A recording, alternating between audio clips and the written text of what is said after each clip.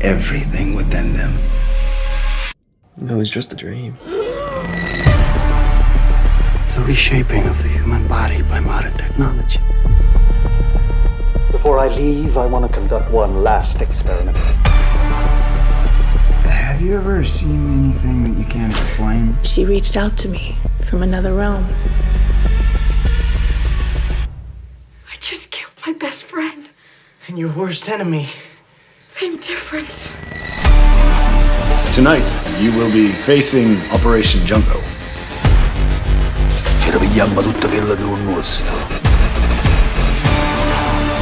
It's a journey about discovering who you are.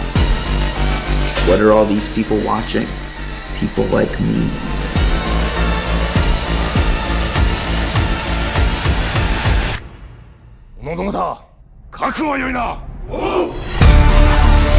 I believe heaven and hell are one and the same. The soul belongs to heaven, and the body to hell.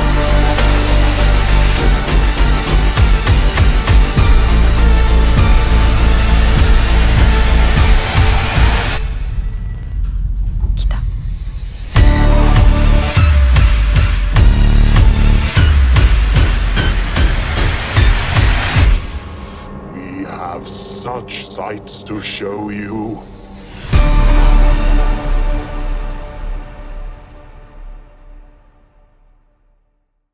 I'm Lloyd Thanks, Pryor. guys. You're watching Frightmare HQ, and I'm here today with Charles Doze, right in the That's center. me. What's up, buddy?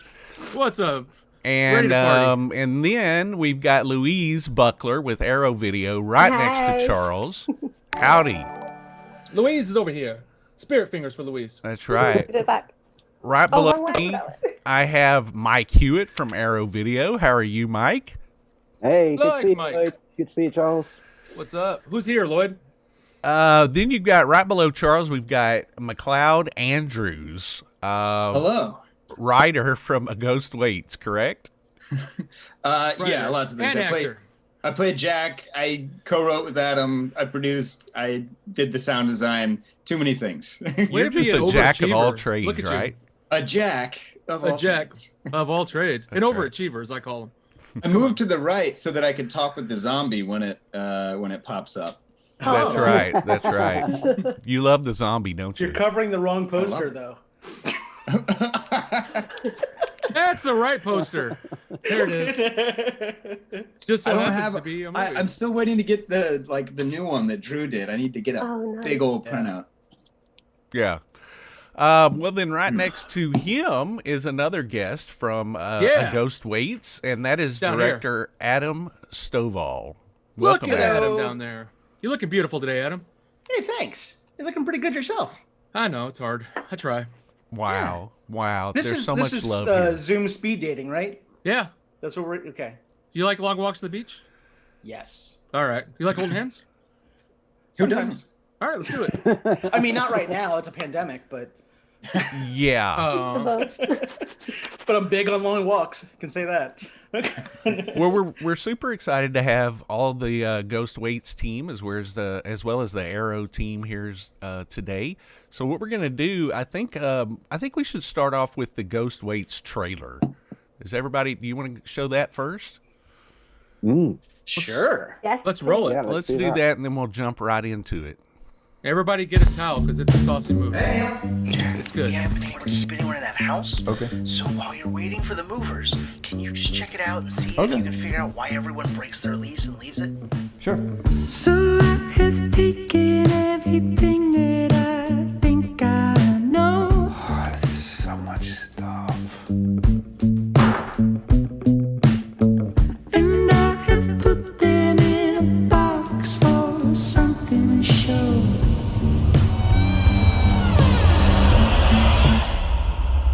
Why did they leave everything? What made them go? Hello? Have you ever seen anything that you can't explain? I think I know why people keep leaving your house. Why are you here? To fix the house? This house is not Okay. The years go by. So you're a ghost. This one is not afraid. Have you forgotten how to structure a haunting? So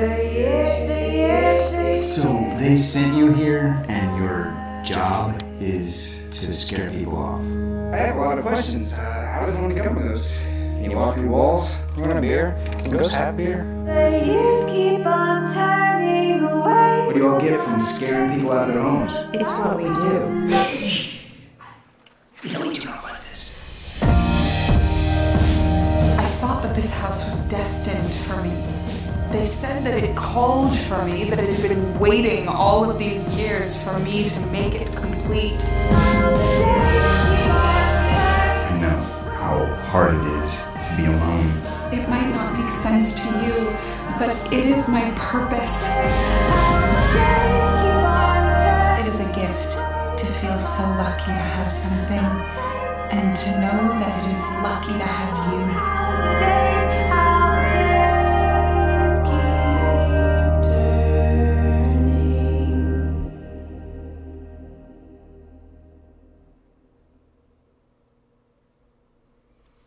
Look at that. Wow. What a great Man, trailer. Yeah, Arrow did a great job because McLeod and I both tried to cut trailers on our own and failed miserably. And then Arrow sends that over, and we're like, "Oh, right, that's why you're a professional trailer editor." Yeah, you're like, I guess this will work. I guess this will be fine. You're like, it's okay. I probably could have done it a bit better than that. Yeah, I can listen to this. But you've already done it. It's okay. It's all right. Well, guys, yeah, like we said a little bit too, and it was on the trailers. That is streaming on the Arrow channel. And if you don't have the Arrow channel yet, you got lots of problems because it's awesome. You guys need it. Need it in your life, especially to watch this. I get real quick, when we saw the February trailer when that went up, it was bananas to see our movie with Takashi Miike and Park Chan-wook and Lars von Trier and David Cronenberg and Lynn Ramsey. Just what the hell are we doing there? Oh God! Hey, you guys made an awesome movie. Thank you. It's got cult classic written all over it. I'm sorry, but it's great. I love the way you shot it. And you guys did so much on this, right? Like, Adam, you were saying you were craft services. You're out there just doing whatever, right? Yep. So where did the idea from this come? I know you guys both worked on the screenplay, right? Yeah. The idea came from a video game and a webcomic. The video game is PT. It's a first-person haunted house puzzle game. My friends Brian and Jen Price had me play it when I was over their place one day, and I was reacting to, I had them cracking up because it was me reacting to a haunted house. So creepy lighting bathroom, and a baby starts crying from an empty sink, and I was just like, no, I don't need to check that out. I'm fine. I'm good.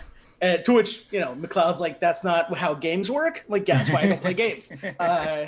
And then the other thing is a webcomic called Saturday Morning Breakfast Cereal, where man asks a woman, what do you think is the most American movie? And she says Ghostbusters, because here's a movie where you have demonstrable proof of an afterlife, and the whole thing is about growing a small business and navigating government bureaucracy. And I thought that's hilarious, but also oh my God, you're right. Ghosts do mean there's an afterlife. I would have so many questions. And so that kind of formed the spine of it. And then we had the money, actually. I mean, we had a very small budget, but we had the money before we had a script. So I kind of wrote the script by the seat of my pants. And then McLeod came in once it was written and kind of gave the greatest notes ever. And at a certain point, we were just breaking down scenes, and I was just like, dude, do you want a co-screenplay credit? Because you've earned it. He's like, I don't know. I don't know. Well, it's for me, all the films I've made have been micro budget affairs. They look like people in The Siren. And for me, I've kind of was that's just what a producer does, right? And I don't know, it kind of became clear that, well, no, producer means lots of things to lots of people. And so it didn't quite capture the creative input. So I was very grateful to Adam for offering a co-writer credit. So I always find it amazing that some of the greatest ideas come from such a simple place, like you guys playing a game. Yeah. I mean, I would never think that, but I guess, you're always thinking, your writers are always thinking about, the next idea, maybe. I don't. I mean, I have a thoroughly broken brain, so that just is what happens. Yeah. I see something and it reminds me of something else entirely, and it's just oh, that's a cognitive dissonance that I can work with. I have this. I tend to say I don't start writing something until I don't think it works, because then I have a puzzle to solve. Mm-hmm.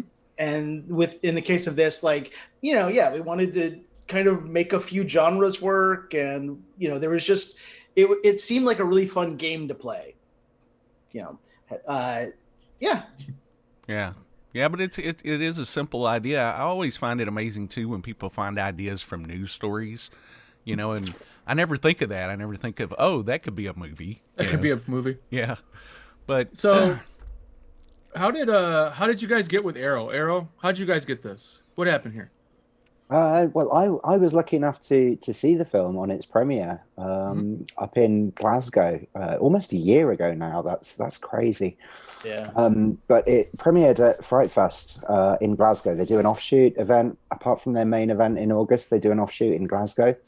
So I travelled up on the train, and I travelled up with the 4 co-directors of Fright Fest, and as ever, I'm like, so what is, what should I definitely not miss? And all 4 of them said, you cannot miss A Ghost Waits. We've all been blown away by this film. And I was like, okay. And we got to Glasgow, and I met Adam at the hotel, and we chatted, and we went into the screening, and it just blew the audience away in Glasgow. It just absolutely dropped everyone, to the floor. It was just such a phenomenal screening.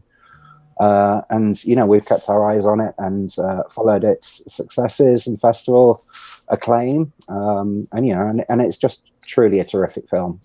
So yeah, nice to have you working alongside you, Adam and McLeod, on this release. It's been phenomenal. That's great. It was an amazing experience. True. Yeah. It was and to kind of piggyback on what Mike said, when I got to Glasgow and met the 4 directors of Fright Fest, they were all, we never all agree on a movie, but we all love this one. And, you just think you probably say this to all the filmmakers, thank you very much. I'm sure. And then I'm watching them tell Ryan Spindell and Justin Benson and Moorhead, we never agree on movies, but we all like to Ghost Waits. And oh, okay, maybe this is real. I'm Midwestern by nature, and I don't deal well with compliments, but okay, I can maybe internalize a bit of this. Thank you. They're like, it's good. You're like, what are you up to? What's your angle? Right. Yeah, exactly. Oh yeah. It's this is a scam, right? No, it's genuinely true, Adam. They rarely ever agree. They're quite forthright when they don't. But no, genuinely, all 4 of them absolutely love this, and rightly so. It's such a sweet, amazing, story.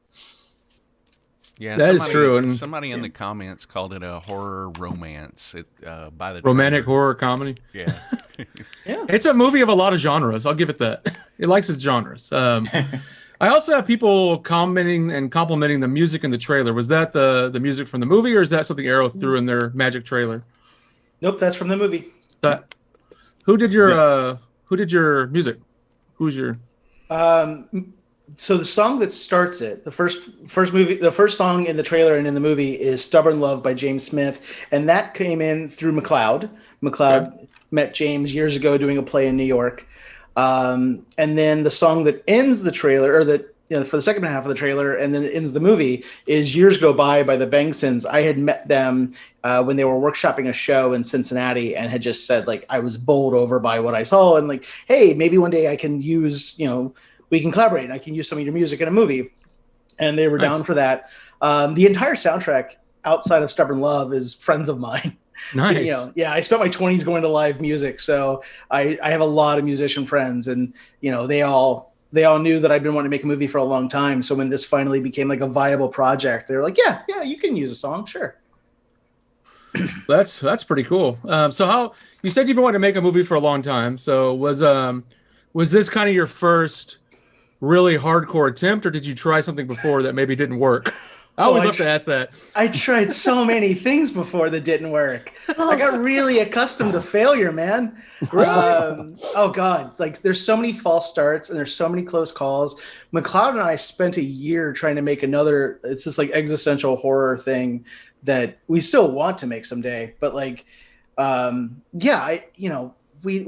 got close. It felt like. It's always kind of tricky because you want momentum to happen so badly that it can kind of become a mirage. You start to just project it. So when it becomes real, it can be kind of hard to reconcile whether it's really happening. So like, stuff starts happening. You're like, it's not real until the check clears. It's not real until the check clears. And then the check clears. And you're like, it's not real until people are on set. And then they're on set. And you're like, well, I don't know how to deal with this. So it's just not real.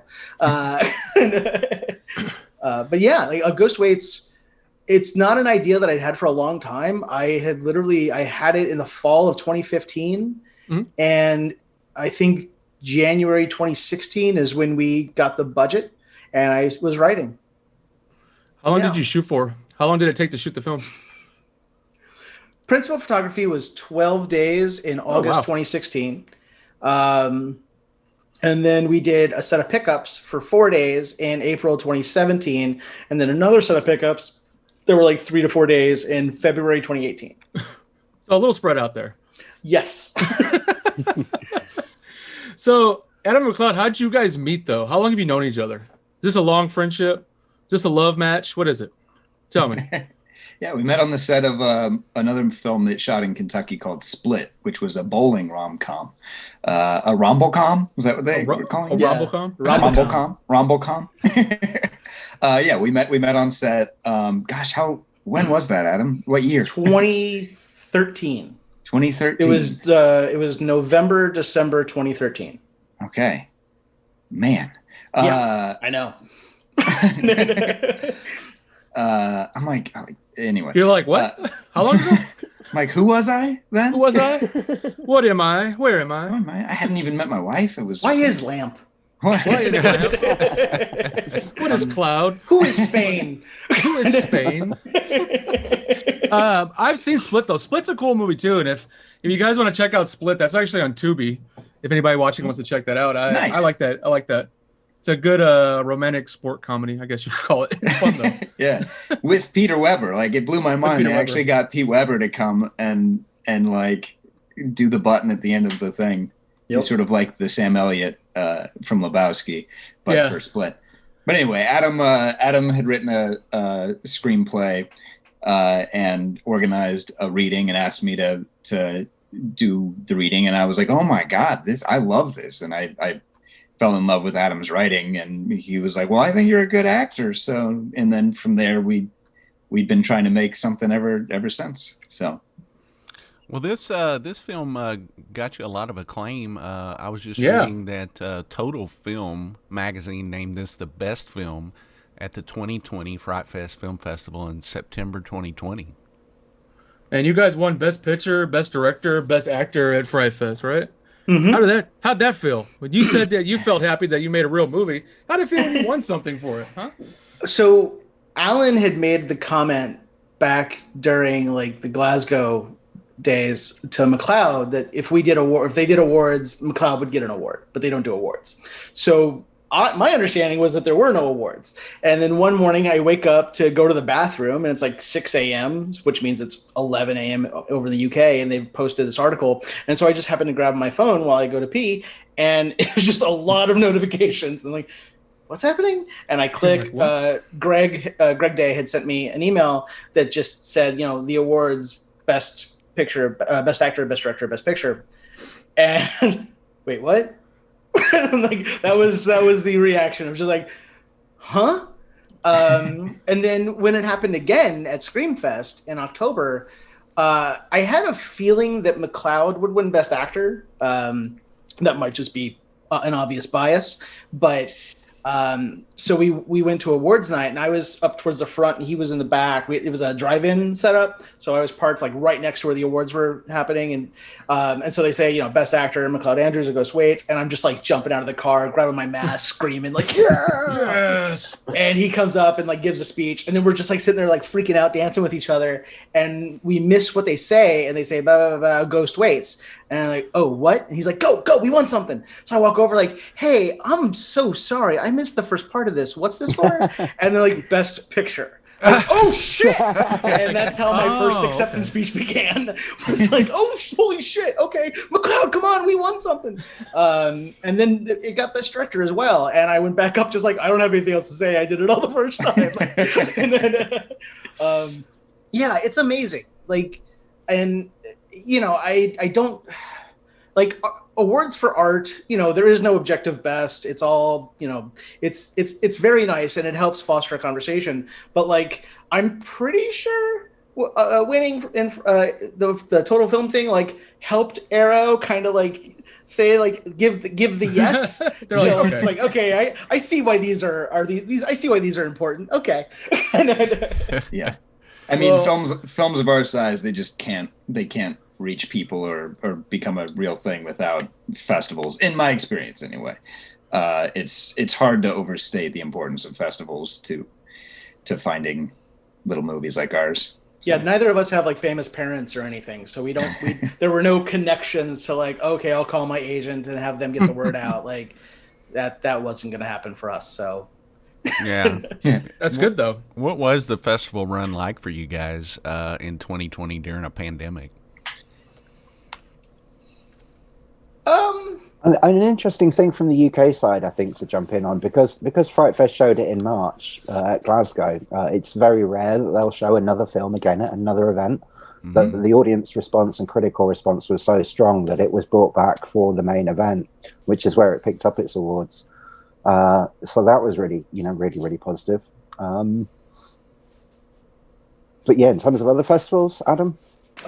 Yeah, like, it's kind of, there's an element of like disappointment that you don't get to like travel. I've covered festivals as a film journalist. I've programmed festivals. I've volunteered at festivals, but like I'd never been to one as a filmmaker until Glasgow. And that was just amazing. I like that first night, I remember like being at a filmmaker happy hour and seeing Aaron Moorhead walk in, and I was just like, I like got up my courage and walked over like, hi, my name's Adam. I also have a movie in the festival. I really like you guys, your work. It actually means a lot to me. Spring is a favorite movie. And he was just like, yeah, Adam, we know who you are. And I was like, I don't know what to do with that. Okay. You're like, but then so like later on when we started getting into all these other festivals, not being able to travel there, yeah, you lament missing that experience a little bit, but it's also just like, it's such a small personal movie that anytime someone likes it, it feels like Christmas. Like when people don't like it, I'm like, yeah, that's fine. It's I don't take that personally at all. So yeah, like while there's a small degree of disappointment, is a much greater degree of just like, oh my God, I can't believe this like has the legs that it has, and like has been getting the response that it's been getting. And I'm poor, so it's much easier to Zoom somewhere than to fly somewhere.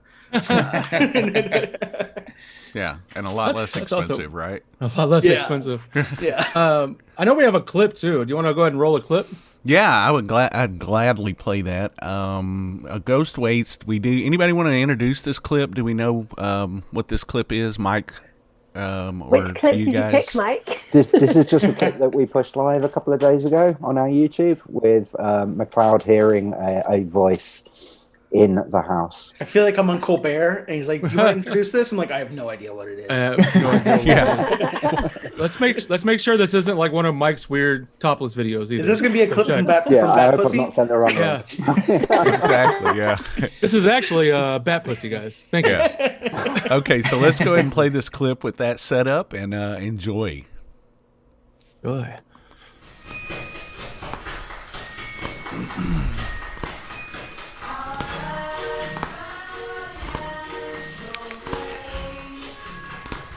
Where was this filmed at, guys? Filmed in Cincinnati, Ohio. The house specifically is right by a neighborhood, Mount Airy Woods. Oh, okay. Nothing good. Right? Wait, what? Hello? Why are you here? To fix the house? This house is not broken. Okay. I like your singing. Thank you. You should do it elsewhere.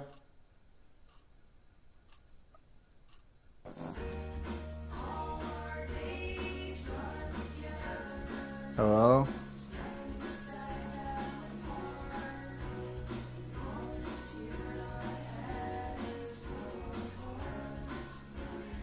I'm hungry. That's great. I don't know if I would have reacted quite that way. I would have probably just ran out of the house screaming. But that's what you were saying about, how you reacted, when you were playing the game and everything. It was just like, yeah, okay. Yeah, and a large part of the movie is depression. I wanted to portray kind of my experience of depression.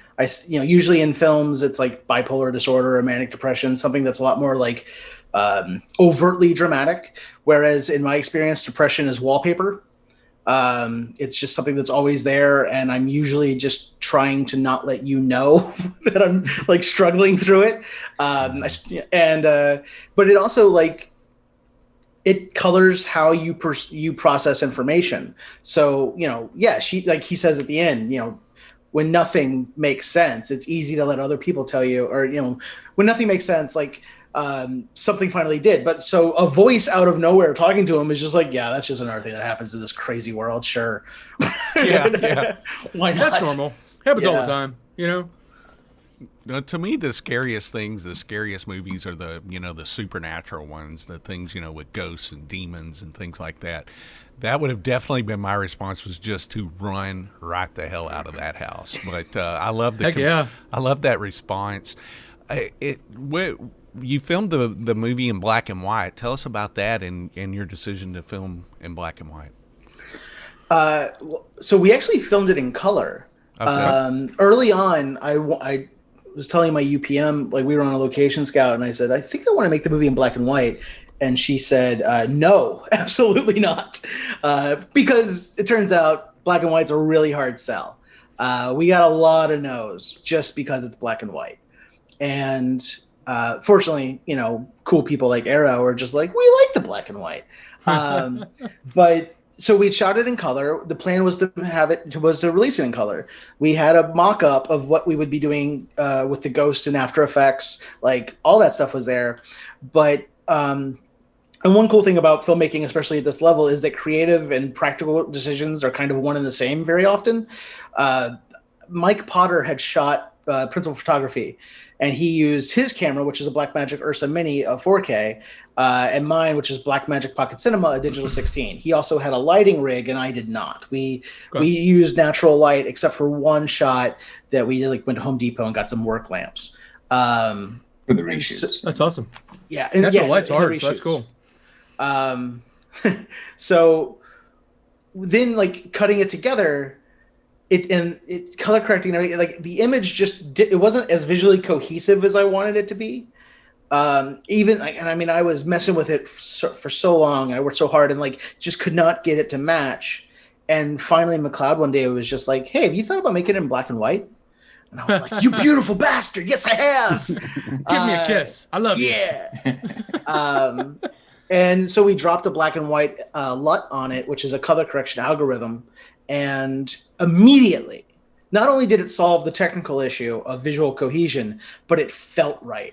It was kind of like when Natalie sent in her self-tape for Muriel. The second it starts, you're just like, oh yeah, that's Muriel. The second you see it in black and white in that kind of grayscale, I was like, oh yeah, this is the movie. This is the world. Yep. Yeah, so we got a couple. It made sense, right? Yeah. We got a couple people asking when the physical disc is going to come out. People love to collect their physical media.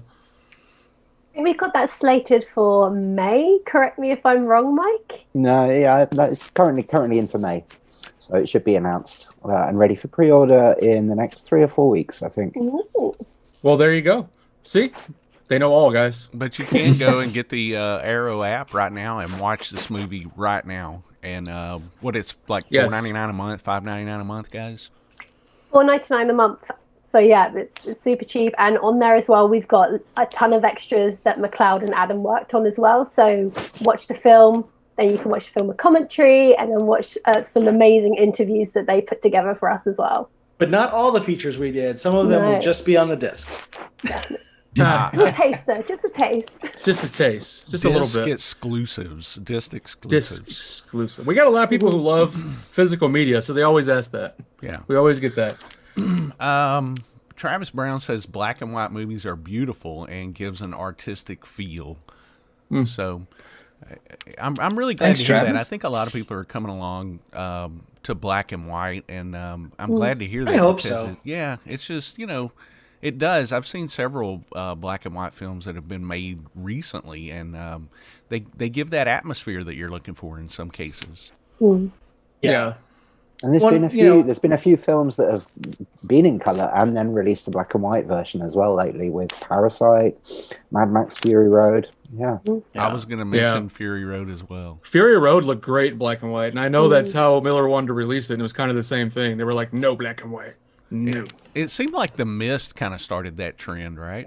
Weren't they one of the first? But did you guys see when Soderbergh recut Raiders of the Lost Ark and put it in black and white and took away the score? No. It was fascinating. But I'm Really? Yeah. Well, now I got to watch that. Thanks. Yeah. It's on his website. I'm like, cool, bye guys. Yeah, see you later. That's it for the done show that. today. Well, I mean, we could talk about this all day, but we've got some other upcoming Arrow stuff I think we're going to jump into soon. So is there anything else you guys want us to know about this, guys? About how amazing it is, how beautiful it is, how you guys all need to go watch it like right now? We hope you like it. It's okay if you don't. But we feel, I mean, you were talking about the physical media aspect, like, not only did we feel really lucky to get in with places like Fright Fest and Scream Fest and whatnot, but then for Arrow, like, I'm a big physical media guy, if you can't tell. And I see it. yeah, like, so when I was making the movie, I was thinking, well, I may never get to make another movie. So, you can't put all of your ideas into that because that'll make it kind of a jumbled mess.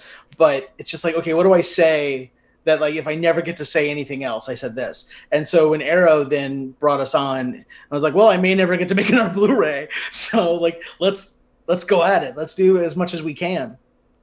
Yeah. And it's just, we've gotten really lucky just consistently. It's really cool to, like, have people responding so strongly, and we hope that you like it. I think they That should will. be, Personally, that I should think be that the- a lot of people are going to love this movie. That quote should be on the front of the Blu-ray. We hope you like it, but it's okay if you don't. You work in marketing, Charles. The friendliest sales pitch ever. I'm a marketing genius. Yeah. If I saw that on any movie, I'd immediately buy it. I'd be like, well, crap, I'm buying this. That's great. I think that's what they call a soft sell.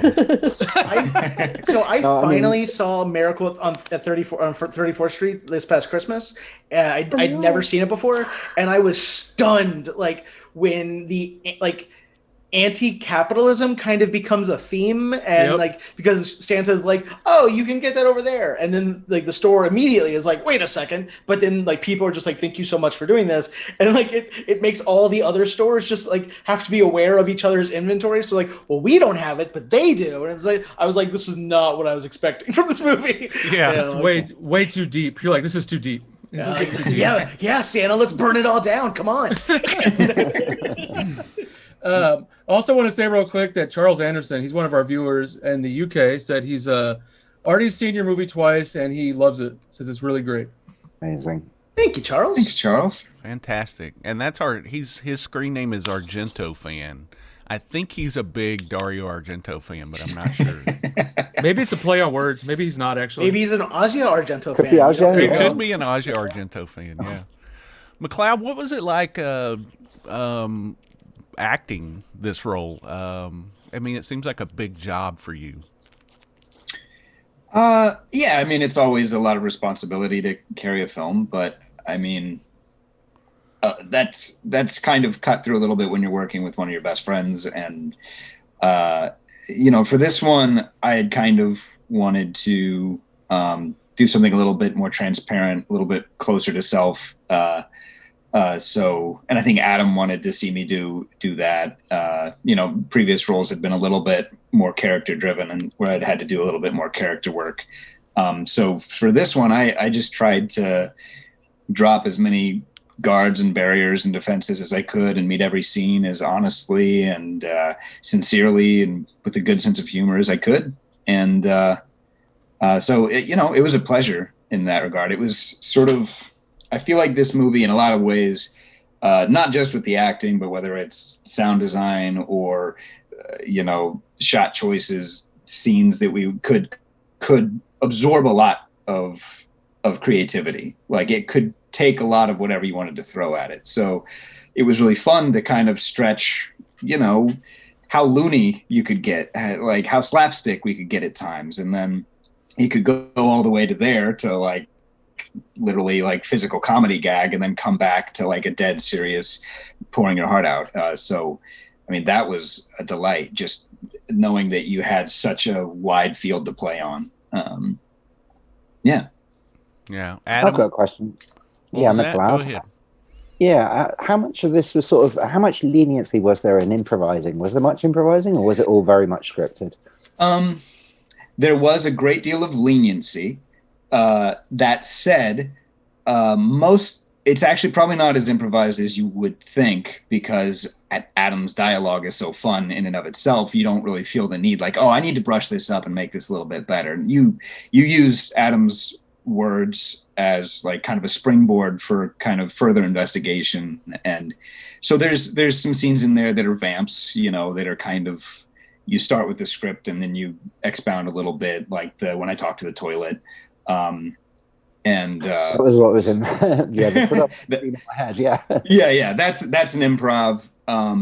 And there's some sort of back and forth with Natalie and I that's just the two of us vamping and riffing off each other. But for the most part, it's all scripted. Even the reshoots, we shot as we scripted. We'd sort of like, okay, here's an idea, blah, blah, blah, and then shoot it. So it was not terribly premeditated necessarily, but it was scripted.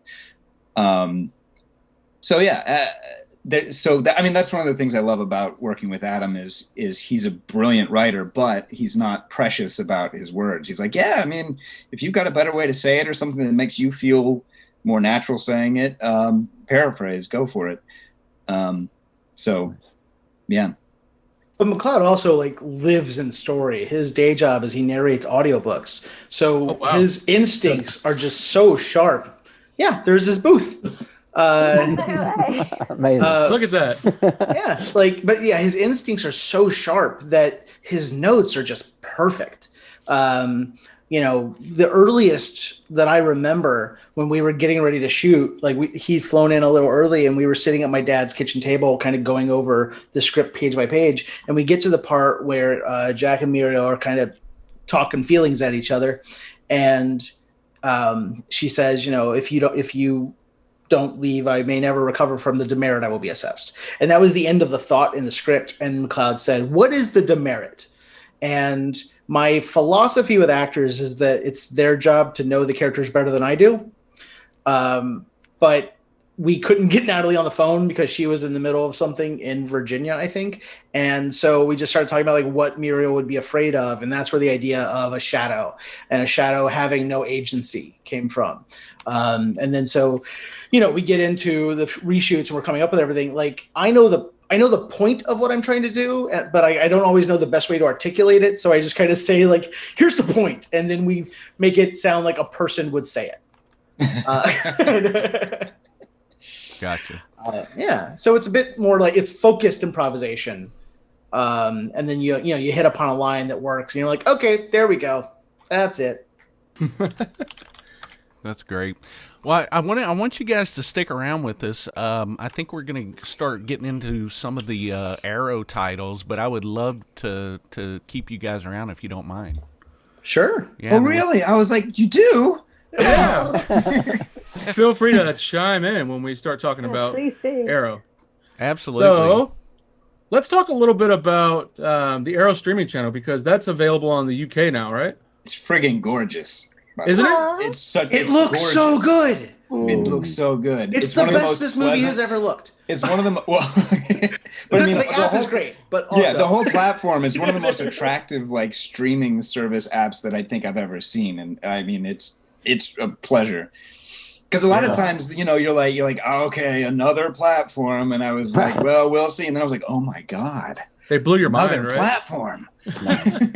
I keep it rolling in the office most of the time. It's always on. It's just here, just going. It's not another platform. It's the next platform. It's the platform. Only platform. The one and only. The platform. The Well, only thing you need. It's obvious that Arrow put a lot of work into it to make it beautiful, and what I love is that Arrow rolls these movies out on that platform before Blu-ray.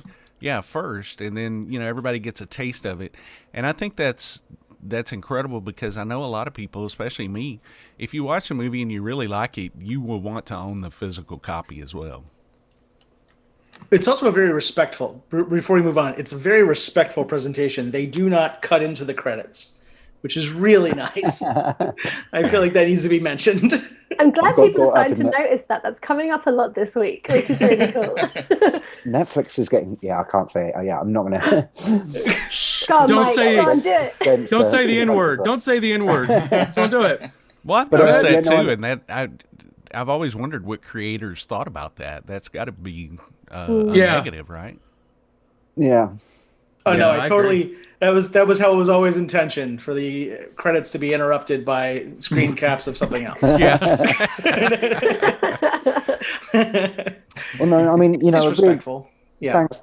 Yeah, I'm so glad you find it. The digital team and Lou's put a lot of work into the Arrow player, and as you say, we've launched it in the UK this month, so we're especially pleased that Ghost Waits is literally the lead title for the wide rollout of what the service is. So, it's been phenomenal this last week, launching in the UK, and obviously continuing to bring new films across the UK, US, and Canada as much as we can.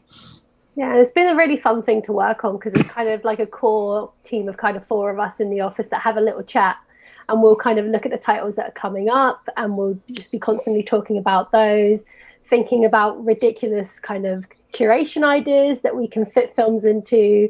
We've just released another one that goes with the Ban This Sick Filth series, which is called Pray for Forgiveness, which is all about kind of naughty nuns and that side of things. And it's such a joy to kind of bring everything that we love about online streaming, and then also kind of relook at the things that don't quite work and see how we can kind of do them the way that we'd want to have a service.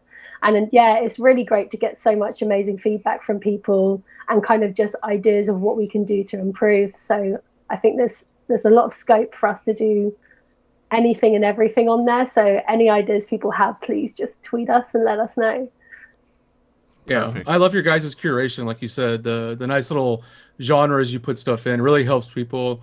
Especially we have a lot of viewers who want to be introduced to certain types of genres, and I always point them to stuff like your Giallo page. It's like, here, you guys can start off and watching them. It helps people a lot, so that's really cool.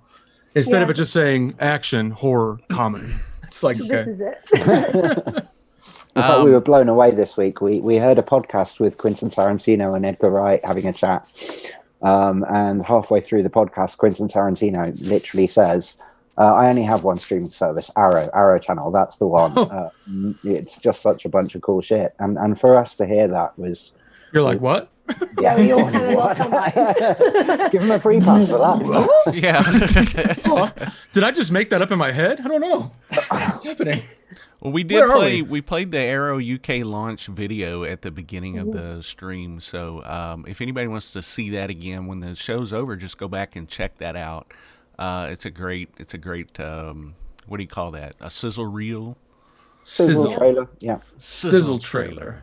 Sizzle trailer. So let's talk about some of the movies that have dropped in February on Arrow. I know there was quite a few that have came out, right? Yeah. So obviously, A Ghost Waits was the lead title.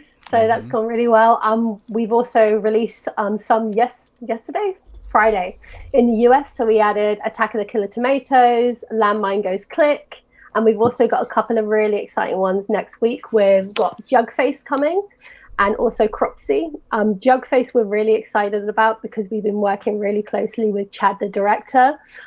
We just kind of reached out to him, and we've been working on some really, really cool new extras, which I don't want to spoil because one of them, when he sent it to me, I was just like, I can't believe this is it's like the funnest thing ever. And it's just really nice for us to kind of take these titles from other services and be able to kind of revisit them and give them new extras, because I brought Jugface when it first came out in the UK on DVD. All was on there was a trailer. And it's films like that, the really kind of indie, backwards kind of American horrors that I just love to have a bit more context about. So it's really nice to be able to go back to these and kind of look at them and get the directors involved and have some new stuff going. So that's been really, really fun. Yeah. We do have a sizzle reel for February. Let's play that, and then we'll come back and continue the chat about February releases. Ooh. Why are you here? I'm an infomaniac.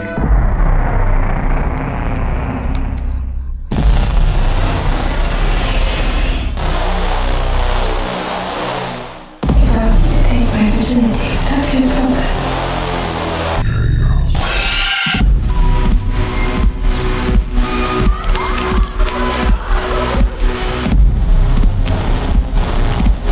This one is not afraid. You want a beer? Ghost have beer.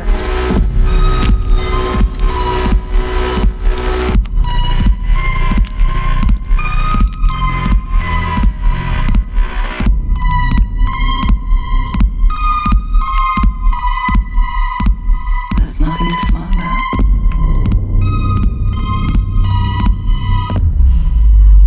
You don't do not like this.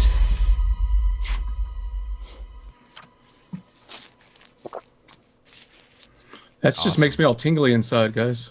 It does me too. There were so many titles on that one page. I couldn't read them all. That's exciting, right? It's way exciting. So you guys also have Dave Made a Maze coming up too, right? Yes. So that's already on the service. And again, we worked with Bill, the director, and he produced this amazing new video, which if you haven't seen it, please go on our YouTube channel and check it out. It's the coolest thing. Speaking so of that, made a whole... actually, Mike pointed me towards that. I have that when you're ready to play it. Oh, yes. That'd be amazing. Let's do another bit of AV if you. Yeah, it's so good. Okay. The trailers are so good, we can't not. I love that we have Handmade by so the much director. media for this show. We have all kinds of trailers and clips, and then we haven't even got into the pack shots. So, yeah, these are great. Let's start with Dave Made a Maze. Did you know Arrow Video has its own streaming service? It's called Arrow. Duh. There's an app where you can watch at arrow-player.com or find Arrow on Roku, Apple TV, and all those other gadgets. Get on it, people. It's Arrow. They've got the best collection of cult, art house, horror, and world cinema classics around. Movies like Camera and Hellraiser. Creed has all face. Look at that cute face. And Tetsuo the Cardboard, I'm Iron Man. They've also got a movie about a guy named Dave makes a maze called Get This. Dave Made a Maze. Sounds ridiculous. All this plus brand new exclusives and hours of extras, and I've got an arrow on my head because Arrow. It's Arrow. The things I do for these people.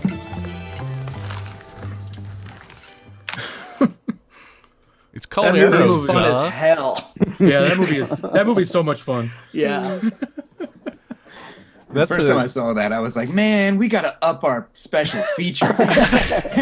You're like, damn. Way to show us up. Yeah, when are you guys going to do an Arrow plug video? That's what we need, right? I think I need to take a nap first, but yeah, I want to. Got plans for a stop motion animation. It's coming. Yeah. Up.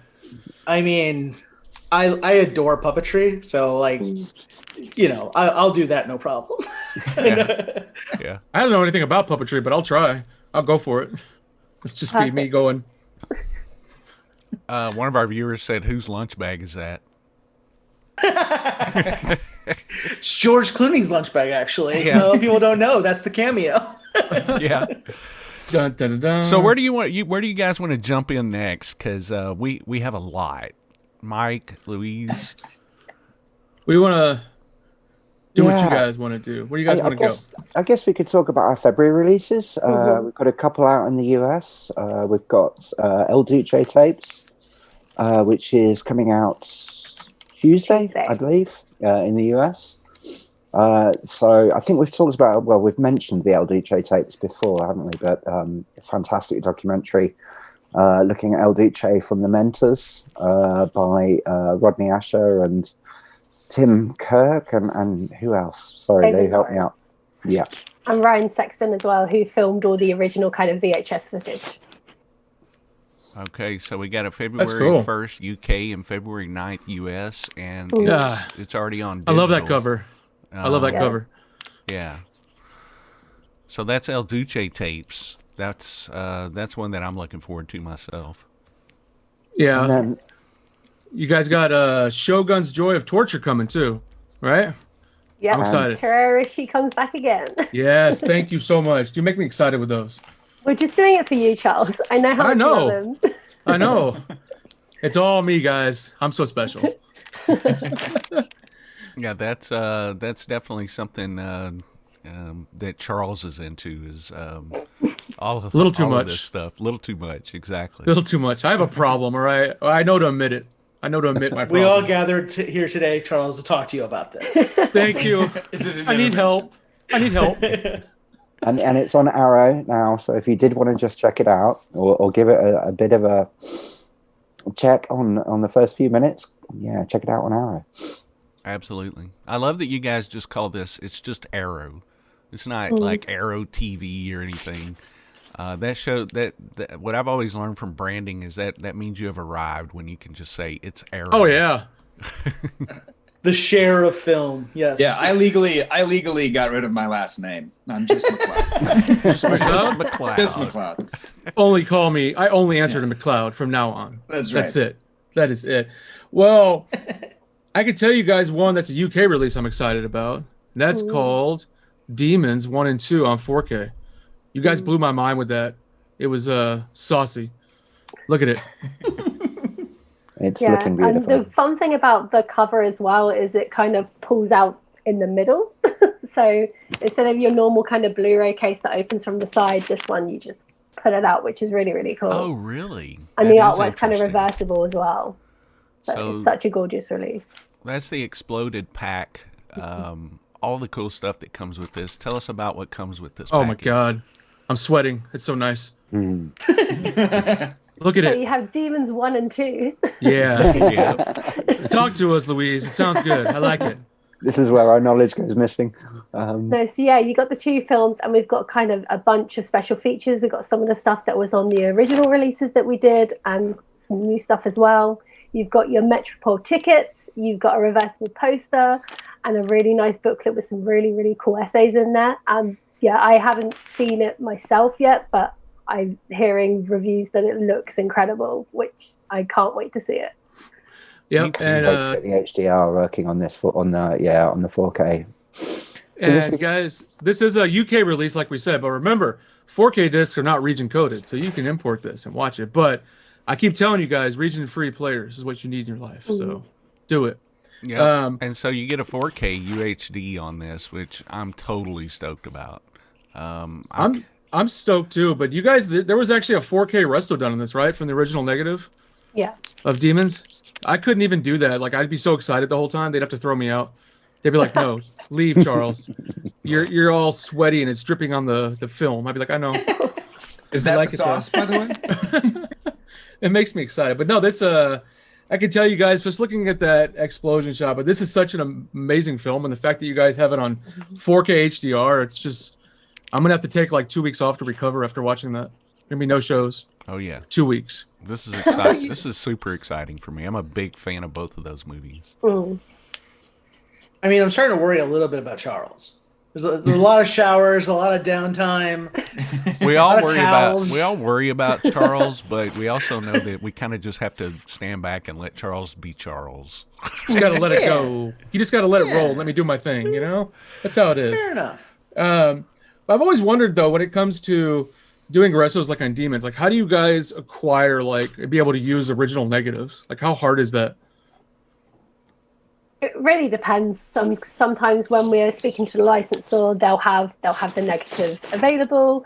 Other times it kind of down to our acquisitions team or James White on the restoration team to kind of hunt down negatives. There's been times where they've literally gone years trying to find a film, and it turns out it's in someone's garage, or it really just is a gamble. So there's no kind of one way. I just heard on a podcast you guys impressed Joe Dante.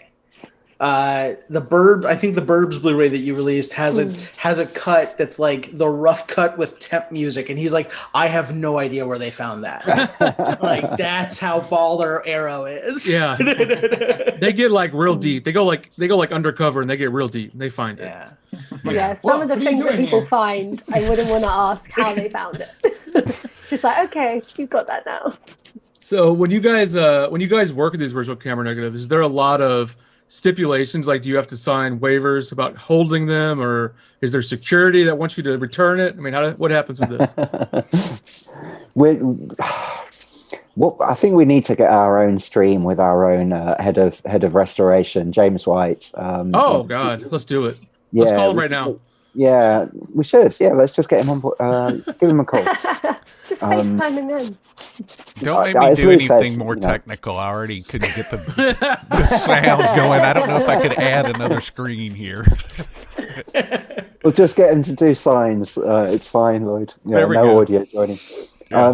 But yeah, it all depends, and our head of restoration, James White, oversees everything that we do, and could probably dig into a lot of all of these interesting questions that Lou and myself aren't always across. It's a long story, right? I would love to talk with them. Maybe that's something we could do down the road, because I'm always interested in a lot of these restos. They blow my mind, like all the stuff behind this. So it's cool. Yeah. Well, you guys are going to have to guide me through this a little bit, because I have a lot of stuff here. Yeah.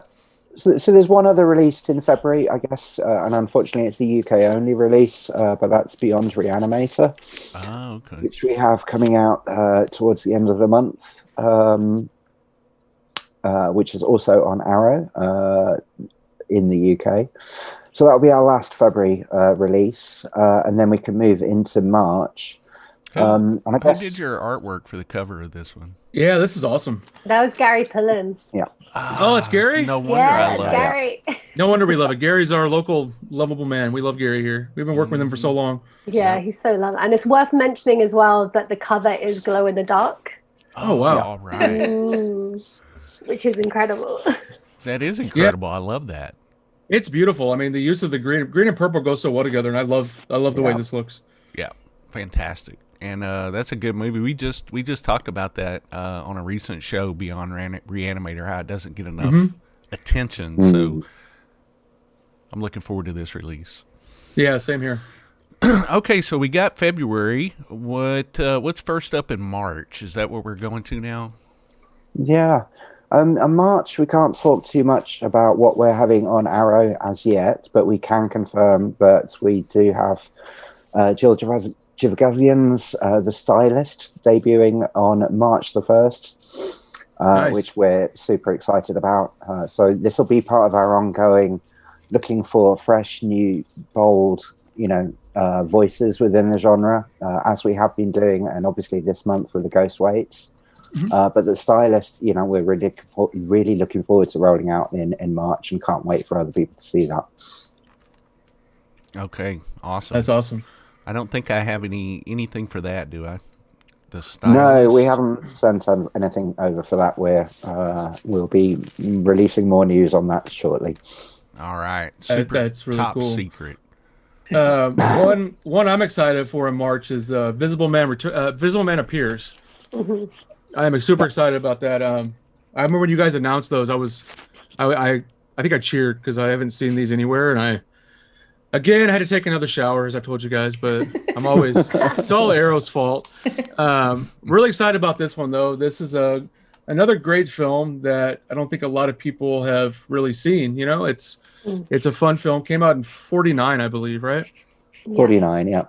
Yeah, cool. So is that going to be And it comes with another film. So there's 2 films on this release. There's The Invisible Man Appears and The Invisible Man versus the Human Fly. So yeah, two very interesting Asian treatments of the H.G. Wells story. Oh, great! I So you haven't get seen both these of myself. those. Those are both feature films. Yeah. Awesome. Yeah.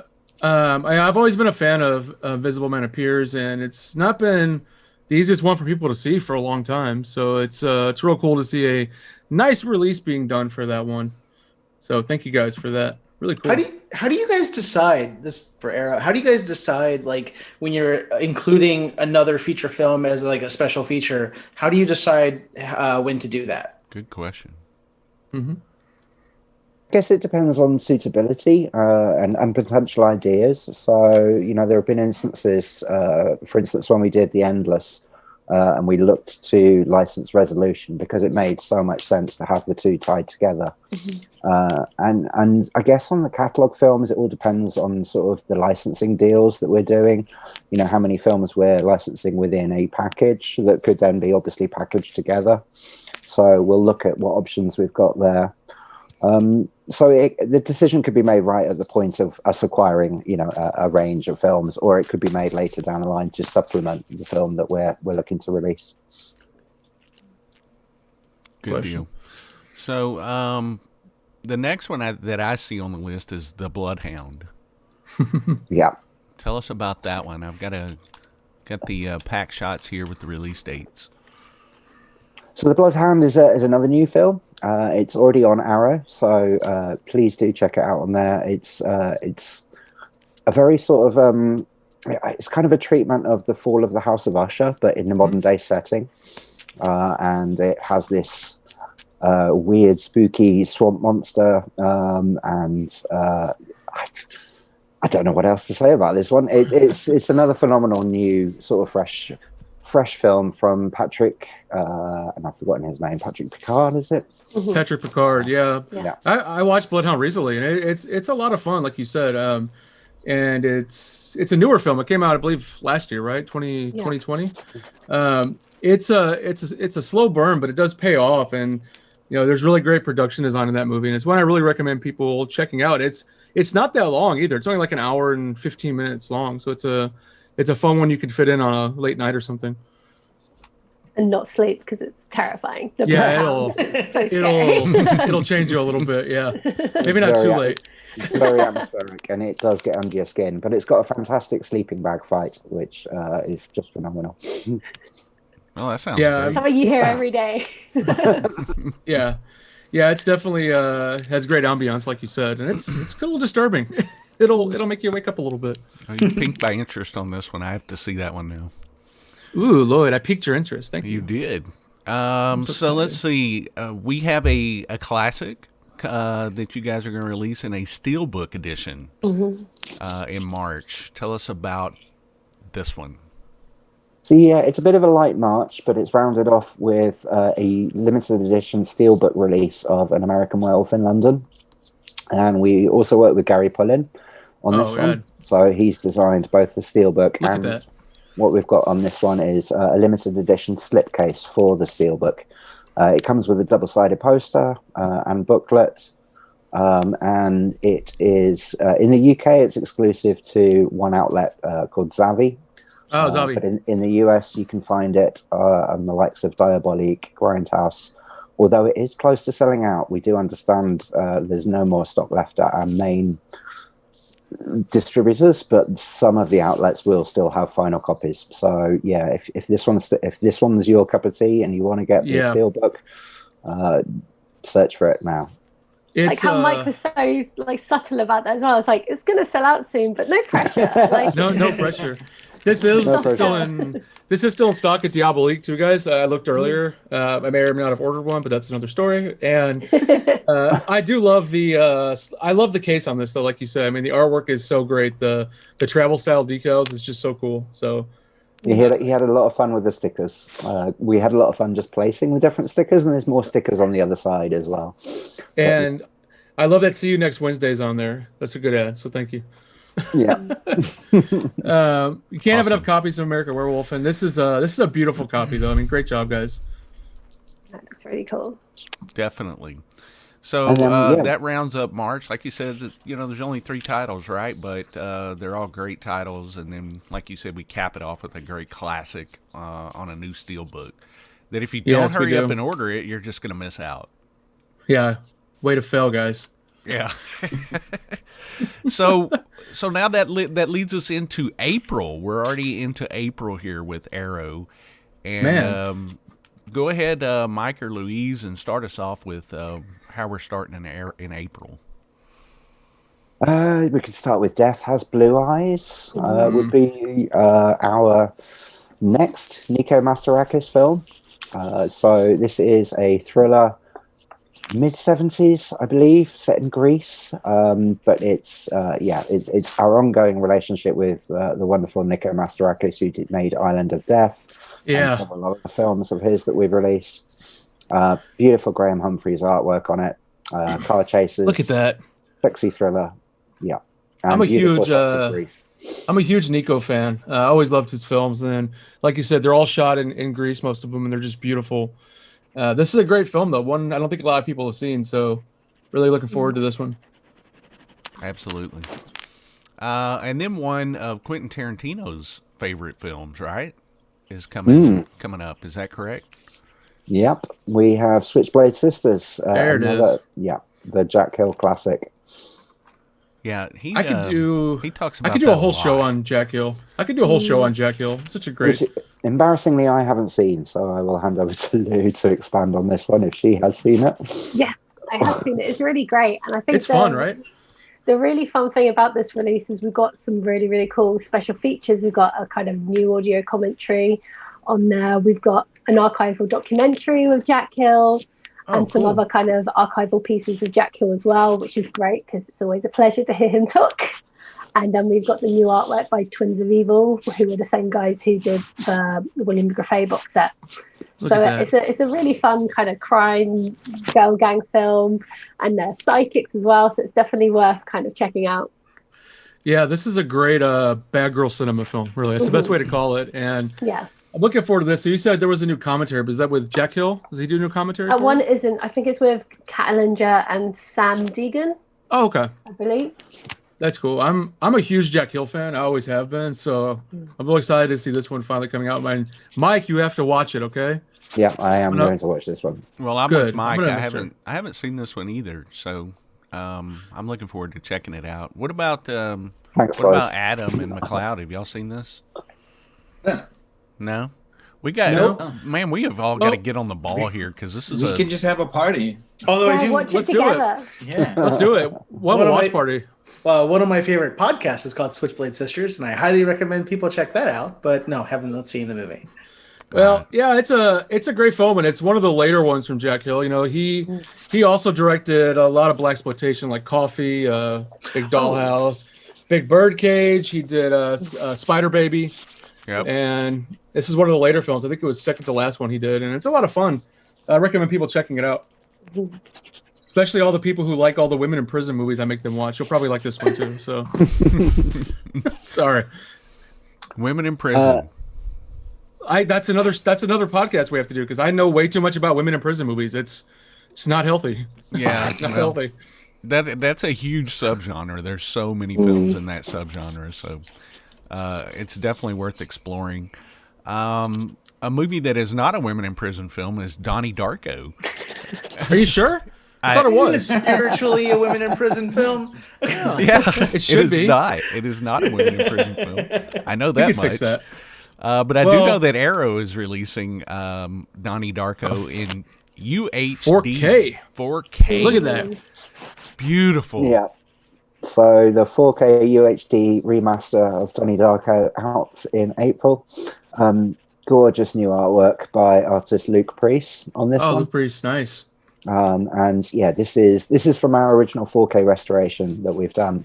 So yeah, this one will be coming out in a limited edition set towards the end of April in UK, US, and Canada. So you did the restoration in-house on that. Yeah. How often do you do in-house restorations on films? Quite a Good lot. I question. think if Yeah. they're not doing them kind of in-house themselves, James White will always kind of supervise the restorations. Mhm. So even if he's not physically doing it, he'll kind of oversee everything. And then also we work with the directors. This one we worked really closely with Richard Kelly on, which is really exciting. So we get them involved as well. Oh, That's so cool. Yeah. And this is going to have both the director's cut and the theatrical cut, right? So it has both of them? Yep. Both in 4K and both from the original camera negative. So you guys are awesome again. Thank you. I can't handle this today, Lord. Are any new special features on this one at all? I don't believe so. No, I don't think there are. No, this is the same extras as previous. It's the restoration and the new artwork and poster. Okay, yeah, well, it's And- worth it just to get a 4K print of that. So looking forward to it. I know there's the limited edition has that hardcover book too, right? Doesn't it come with a book?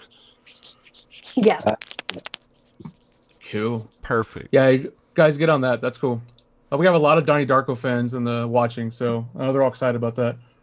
Well, Southland Tales, we've just released Southland Tales as well, and we've been really pleased with the reception that's had. And Richard Kelly's been talking to a lot of press, and it's great to see that there's been a really, really strong reassessment of Southland Tales, and it does really sort of stand up today. I watched it again recently.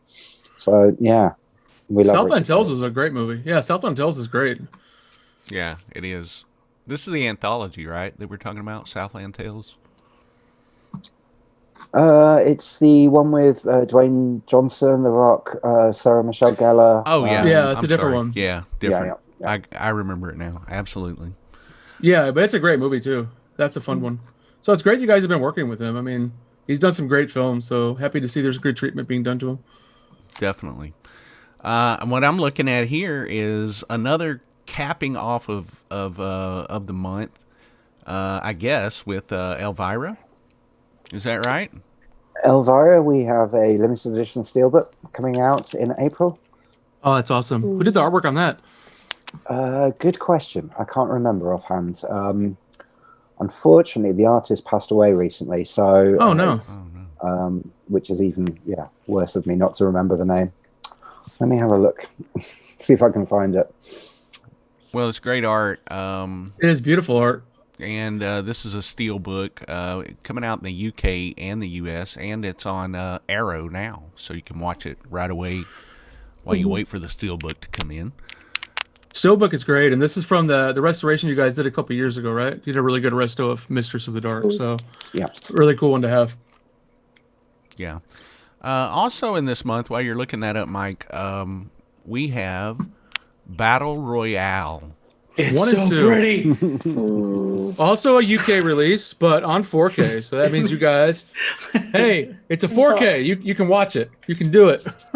Battle Royale But- was the first film I watched on Arrow 2 nights ago. I sat down and watched Battle Royale Oh, again. nice. Good, Good very choice. good. I've watched 4 films now on Arrow altogether, Lou. I've had a nice weekend catching up. Oh. Battle Royale is so good. So Battle good. Royale is an amazing film. I can remember the first. It's one of those films I can remember the first time I watched it and how much it impacted me because it was so well made. It's just so crazy. Yeah. I so saw we're Adam really get excited about that. Adam, was jumping up and down I really cheering. like that movie. He was all tingly. Tell us about it, Adam. What do you think of this? Adam, do you need to shower? At some Come point. over here. Yeah. I keep a hose here to hose myself down with. You might recommend that. So. I gotta send me a Texas Frightmare towel so I can use that. And Oh, okay. No, like that's one that I'd heard about it.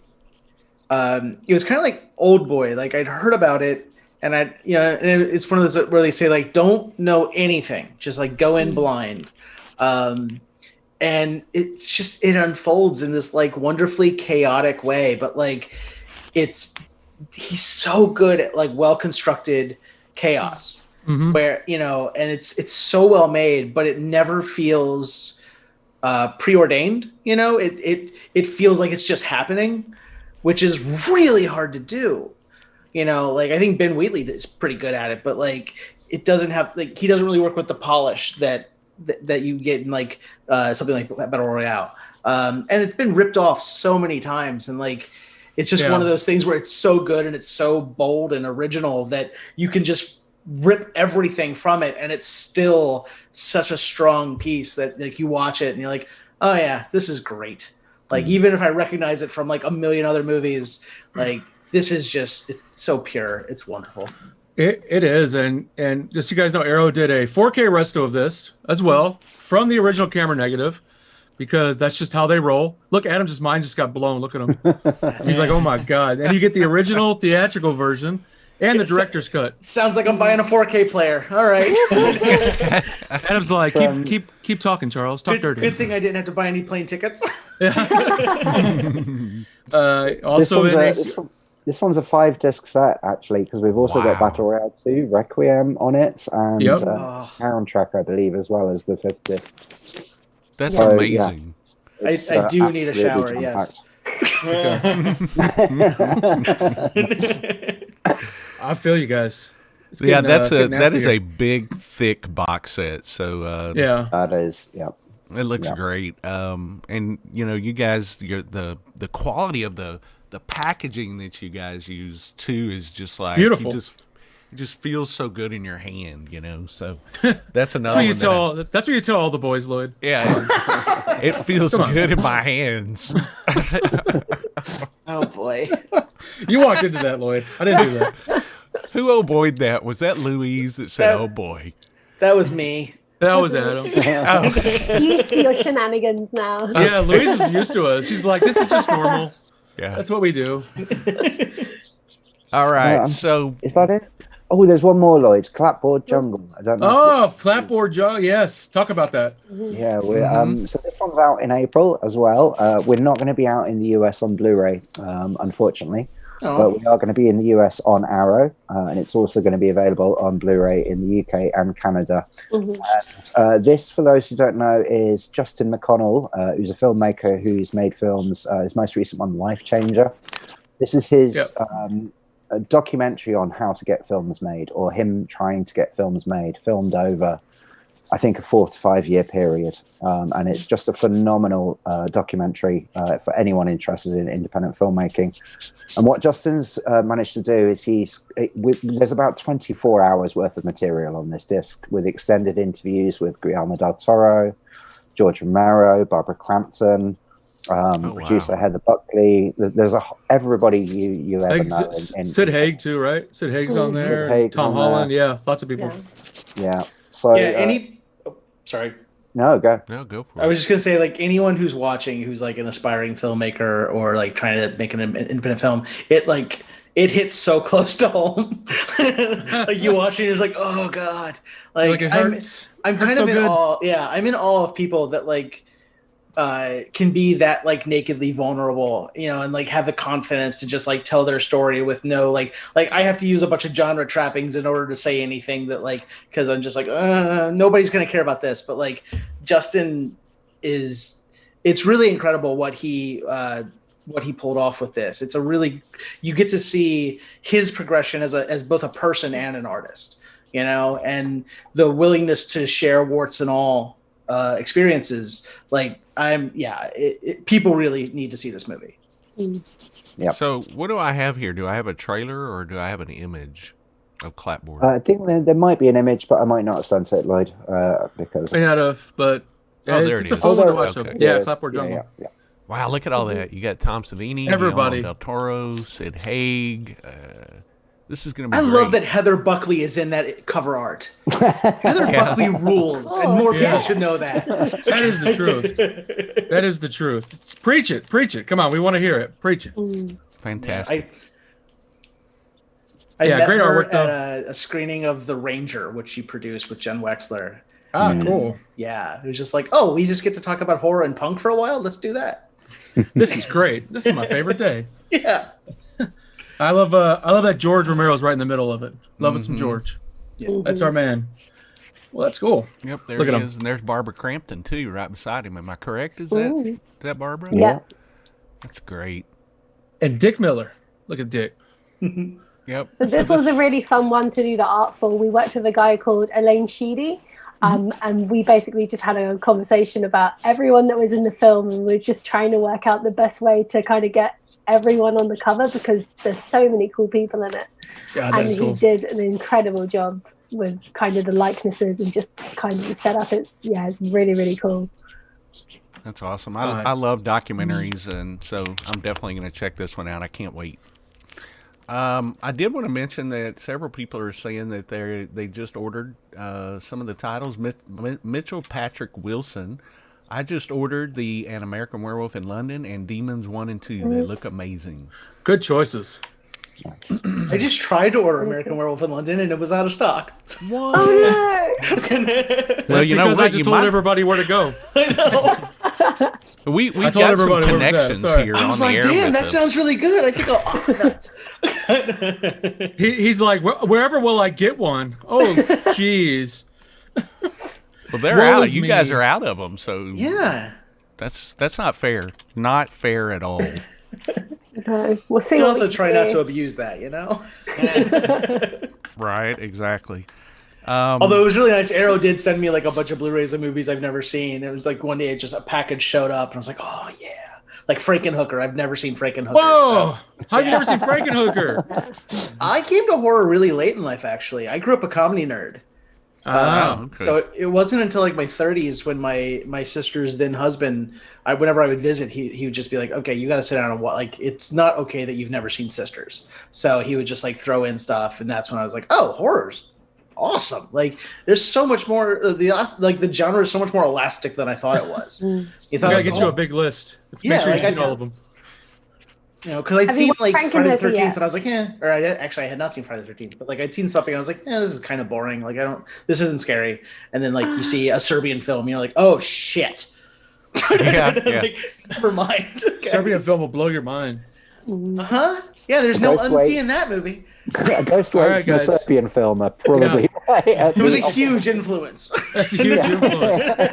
I learned everything I need to know in life from watching a Serbian film. That's all right, life. Okay, yeah. Oh, I think I made Louise uncomfortable. I'm sorry, Louise. Sorry. Well, It was Can like, you oh, imagine? oh. Like, can you imagine if your friend wrote that script and gave it to you? Like, hey, I wrote this thing. Would you mind giving me notes? And then you read a Serbian film. Like, can you imagine? Like, I'd just be like, "Are you okay? Like, do we need to talk?" I'd be the opposite. I'd be like, we're making this. Yeah. Solid. I'm just thinking about the scenes that you'd be like inspired by. I'm like, yeah, that one. That one is his favorite. I know which one you're talking about. The crying baby. Yeah. Oh God. You're going to hell, Adam. You're going to hell. I really hope my mom's not watching this. He is. I I haven't seen a called her. Serbian film. It's okay. Has she? It'd be funny if his mom was like, I love a Serbian film, Adam. It's one of my favorite films. Thanks, Mom. It made me laugh so hard. The first thing I watched when the app launched was my mom's interview was like one of the extra features because she was an executive producer on the movie, and like the fact that I got Deborah Payrag on a cult film website was like, all right, well my work is done. You're like, done. Solid. Mm. God. Yeah, I'm sorry. I get a little quiet and uncomfortable when a Serbian film comes up. That movie just whew. Yeah. Yeah. But you know what? It was supposed to. I get it. I get the where why they made it and what the focus was. But some of those scenes are the ending just makes you want to shoot yourself in the face. And it was supposed to be a double feature. It was supposed to be that and then Cannibal Holocaust, and I was like, nope. Like, we gotta take a break. Yeah. I think I'm done with movies for a while, actually. Well, I can give you some. I can give you some that you probably would make you twinge a little bit. Okay, send them over. Let's do it. Necromantic. Necromantic. Have our little shower club. Have you seen Necromantic, Adam? I have not. All right, that's your next one. Yeah. It's got your name written all over it. Consider that carefully, Adam, before you watch that Nope. movie. It's the feel good family film of the year. Go ahead and watch it. It's quite romantic. It's beautiful. It is quite romantic. There is some romance, yeah. Mm. Oh, Guessing well, anyway. the Necro says a lot there. He's doing a lot of carrying. It is. I'm not going to say anything. Well, guys, we've covered a lot in a brief period of time. It's only been an hour and a half, and we've covered a lot of ground. Mm-hmm. There's a lot of great stuff coming up from Arrow, obviously. Yes, there is. And I encourage you all to go and seek out A Ghost Waits and check this film out. It's really good. It's something that it has been very critically acclaimed, but it's also it's a lot of fun. Lots of comedy. I had fun with this movie. I enjoyed it. It's a lot of fun. And remember, thanks. if it's on Arrow, you know it's good. So come on, it's just how it is. That's right. It turns out Arrow was the friends we made all along the way. And make sure you guys double feature it with Bat Pussy. I gotta add that in there. You wedged it It'll in, be an Charles. Easter egg on the Blu-ray disc. I need a Bat Pussy T-shirt in my life. That's what I need. Oh my god, yes. That I'm gonna art make it is happen. fantastic. I really do love that art. There's got to be somebody making a T-shirt out there. We'll go check it out. I'm gonna find it. If not, I'll make one. I don't What's care. the point of having an internet if they're not? Yeah. Yep. Go, we'll do one. Todd Lewis wants to know: do the guests have any Super Bowl predictions? Tom Brady again. That's all I know. Tom Brady's in it, isn't he? He is. He and For the Patrick fourth year Mahomes. running. Yeah. Sports ball. Yes. Yeah. My favorite. I'm a sports ball game. Steelers fan, so I bailed out about a couple of weeks ago. Whenever, yeah. I'm more of a Puppy Bowl fan, so. Oh yes, That's Puppy what I know Bowl. about. That's what we should be live streaming, guys. The Puppy Bowl with live commentary. Live commentary from me and Louise on the Puppy Bowl. All right. Just be like, I'm look, the only thing I'm looking forward to is after the Super Bowl, Colbert and Metallica is performing, so I'm tuning into that tonight. Oh wow. Okay. Nice. Don't get Lloyd started on Metallica. We'll be here for 6 hours. All right. Yeah, that's kind of my obsession. So I want to thank everybody for joining us today. We've learned a lot. We've learned a lot about upcoming titles and A Ghost Waits. Does anybody have anything else to add that we didn't get to? Louise? Come on, Louise. Just watch A Ghost Waits. Like, it's so lovely. It made me cry. Like, really. It's beautiful, but Yeah, it's so I'm going lovely. to say it again that I need Louise's T-shirt, the hot and saucy shirt. So, You can buy it from Vinegar Syndrome. oh, I'm doing it. I'm hot and saucy. Hot and saucy Yeah. pizza girls. Mm-hmm. I will say I take a lot of pride in every time somebody tells me that it made them cry. I'm just here to ruin days, you know. I like the nicest way, though. It's just like, oh, this is so sad, but also, oh my Capture god. the tears. I love it. Like when people are just like, I just watched it for the third time and it still made me cry. I'm like, yes, it works. It works. Yeah, we Filmmaking cannot is say what? enough. Go, please, watch A Ghost Waits. www.arrow-player.com or on all of the top apps on all your devices. Right, so you You can guys jump into are- the app store of your choice and just download it and get rocking. Yeah. You guys are still doing 30 days free, right, for new Yep. signups? Yep. Always 30 days free.